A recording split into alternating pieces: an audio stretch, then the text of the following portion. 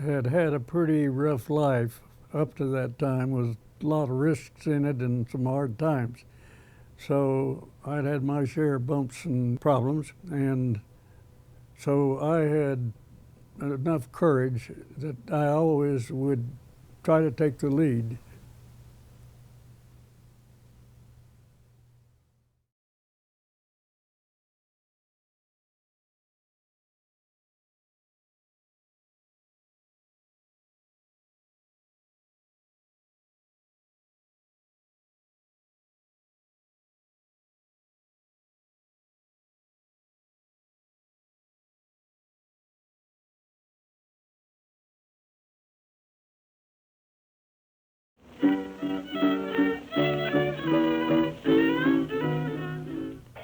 I had a date with her.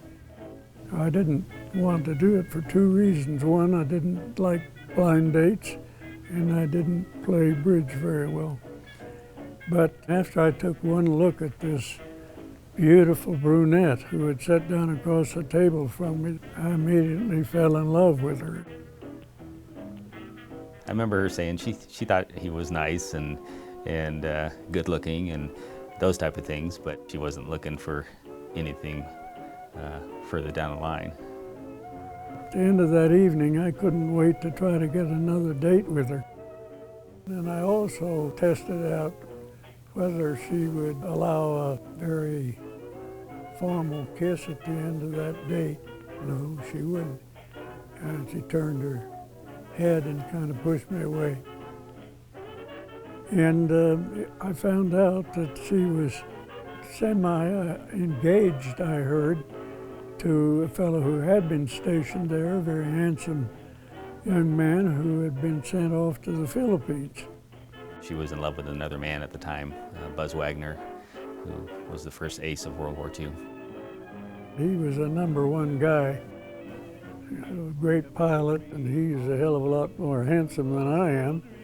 And he's tall and dark-haired and got a great mustache, and could fill all the squares that a beautiful young lady might want. But I got in on her list, so I borrowed the car again, went by and picked her up. When over the radio began to come the word about the attack on Pearl Harbor to start with, and then the Philippines. On December 7th, 1941, Japan, like its infamous Axis partners, struck first and declared war afterwards.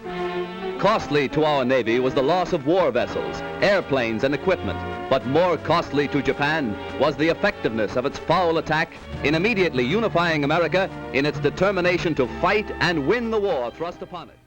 We had gotten word to my wingman to meet me at ops where our planes were, and she gave us each a hug and me a real kiss and wished me well. And that was one to take along with me as I went off to war.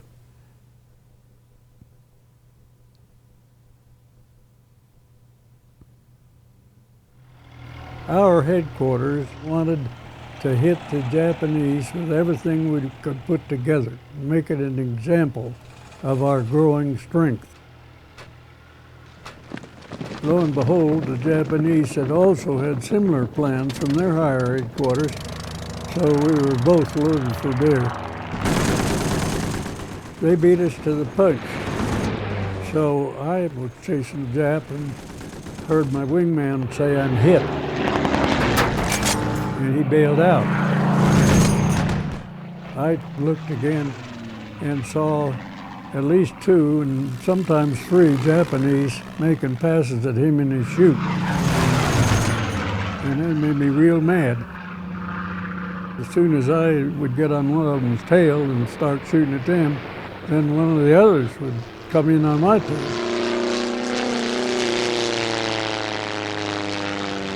I finally saw him hit the ground, and with that, it was time to concentrate on my own situation. The Japs were still back there shooting at me, and I knew I'd already been hit, and so full bore for home. I did hear a couple of big bangs, so I knew a couple more cannon shells had hit me.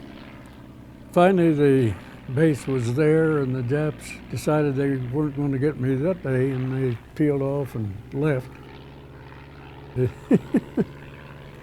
That was the closest to death that I was while I was in combat. I got one more letter not long after that. Have you ever heard of Dear John letters? Well, it was Dear Frank. Buzz was sent back to the United States, and he came to see me, and it was just like old times, and don't be too upset if you don't hear further from me. He apparently called and talked to my mom on the phone and said, I'm flying up, I have something important to talk to you about. Her sister said he was flying up to ask her to marry him. As soon as she hung up the phone, she had this premonition that something bad was going to happen.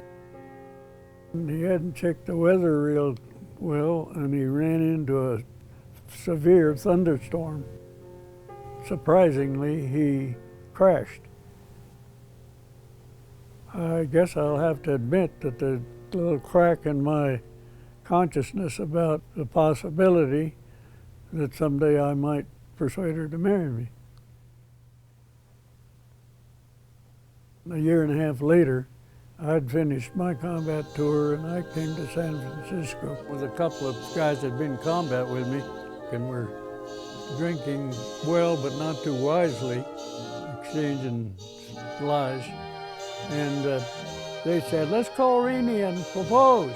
And so they got on the phone and called her at 4 a.m. in the morning. They got her. And I said, will you marry me? And there was a pause. And then she said, Frank, I don't even remember what you look like. And I said, uh-oh. Well, can I come back to see you?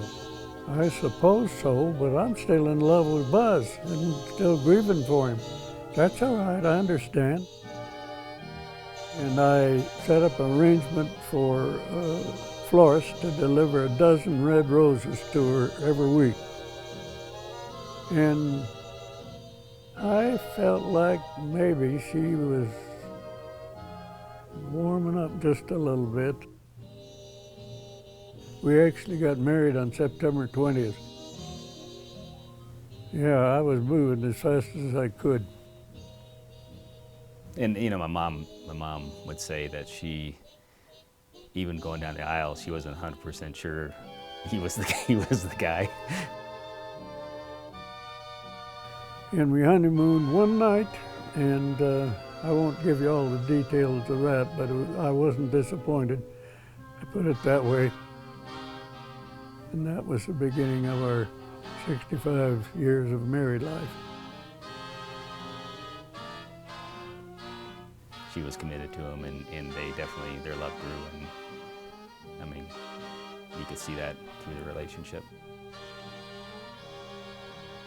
And we did a lot of just family meals around the table. My dad would always get up, walk around and go kiss her before we started dinner, and then go back and sit down.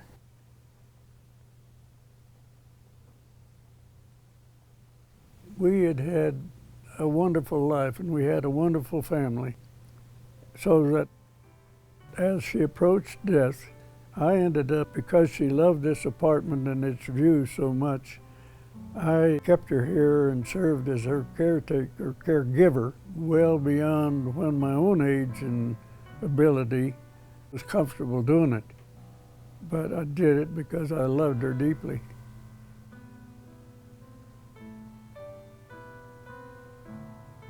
She was ready to die. She made it known that she was ready, and thought it was time. Toward the end, she was praying that the Lord would take her. And she even asked me to pray that, and I said to her, that's a little tough, but okay, I'll do that. I said, Lord, I sure love her, and I continue to enjoy her presence, but she's hurting, and she wants to come to you. So please take her, please answer her prayer, and if it's your will, I'd like to come along on her tail feathers.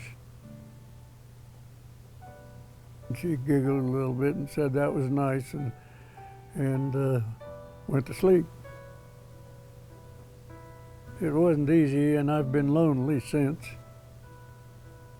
If I were feeling any less well, including between my ears, I would take steps to end my life. I know several ways I could do that. I've even picked out dates I was going to do it a time or two, but then something would come along that made me decide to hang in a little longer. If a new great-grandchild is about to be born, I'm curious. I want to make sure the mother and the child come out all right, so I give it another month. We count our blessings that we've had them as long as we have, because most people don't get to have, their parents to be 99.